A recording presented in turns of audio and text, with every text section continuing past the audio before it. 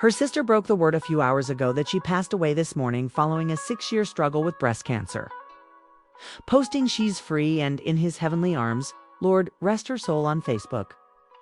If you don't know Ananda, she was that girl from the 1990s and early 2000s. She got her big break in the 1990s when she started working as an MTV VJ.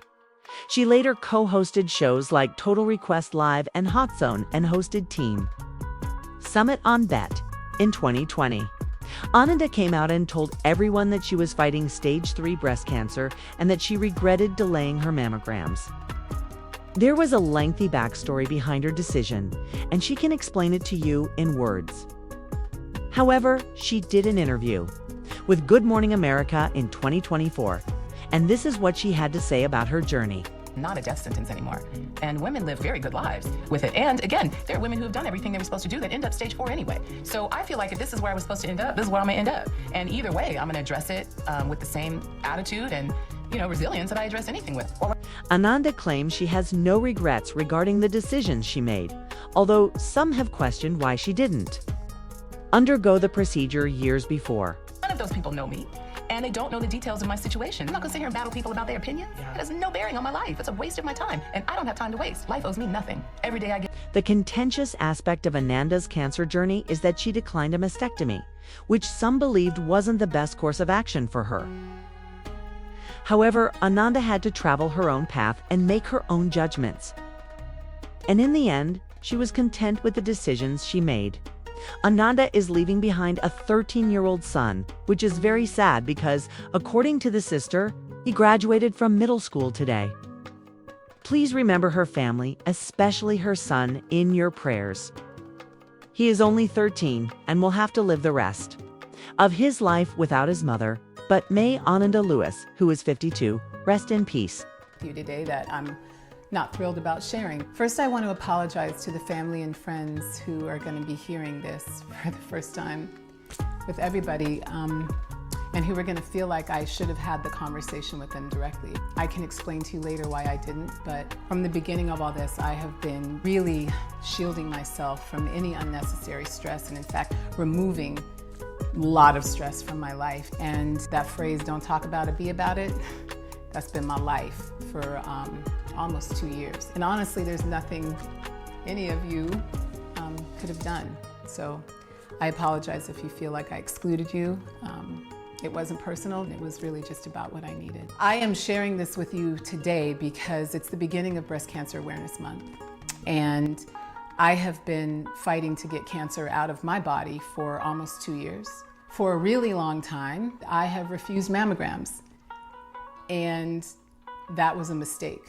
I watched my mom get mammogrammed for 30 years almost. And at the end of that, she had breast cancer. And I said, radiation exposure for years, breast cancer. Yeah, I'm gonna pass, thanks anyway. I am stubborn, I'm gonna admit that up front. Those of you who know me know that's true. And I stand by that thinking. I stand by the research that shows that an accumulation of radiation in your body can cause cancer. And here comes the but. But what I didn't understand and what I need you to understand, the reason I'm here telling you my business is because I would have had probably 3 or 4 mammograms by the time they caught it. Instead, I've had to have 2 PET scans so far. Guess how many mammograms worth of radiation a PET scan is? Anyone? 30. So 60 mammograms, you do the math. If I had done the mammograms from the time they were recommended when I turned 40, they would have caught the tumor in my breast years before I caught it through my own breast exam, self-exam, and thermography. And they would have caught it at a place where it was more manageable, where the treatment of it would have been a little easier. It's never easy, but I use that word in comparison to what I'm going through now. Instead, what I'm dealing with is stage 3 breast cancer that is in my lymphs. I need you to get your mammograms. I have been doing 100% alternative and natural protocols and treatments, and I have helped this particular condition not spread like wildfire through my body. That's good news. But it's not gone. And I still have a lot of work to do. And I wish I could go back.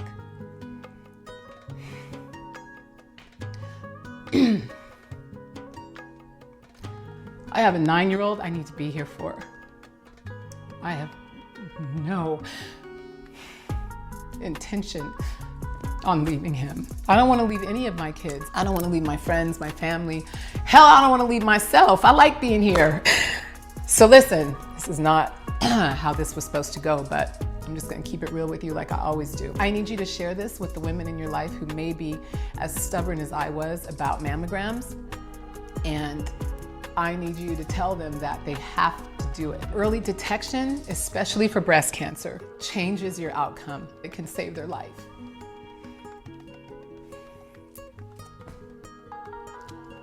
This is way harder than I thought. I see why people keep it private. For me, it was important to come to you and admit where I went wrong with this,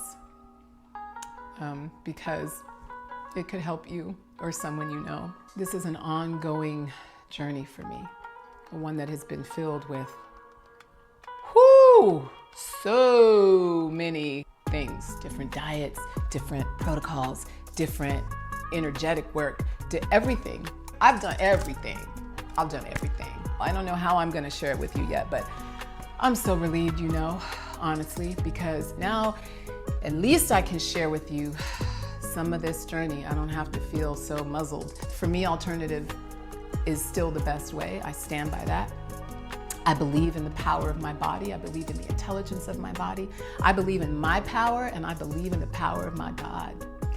And all of that is going to help me. I believe it. I own it. It is real for me. And that's all that matters. Well, there's a couple other things that matter too, but you know what I'm saying? Like, for the most part, that's what matters. And this will not steal my joy. That's one other thing I need you to really understand. I don't care what's going on in the world, and we are living in a crazy freaking world right now. It's a shit show, for real. And none of it takes your power unless you give it away. Remember that. You are always in control of how you feel, no matter what the environment and the circumstances seem to be doing in your life and in the world. Don't give that power away. It is everything.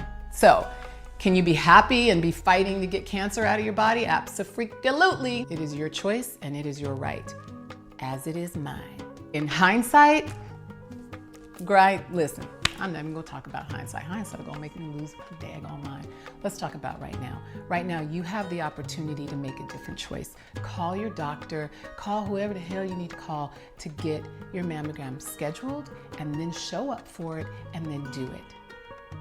Because the consequences of not doing it, you don't want.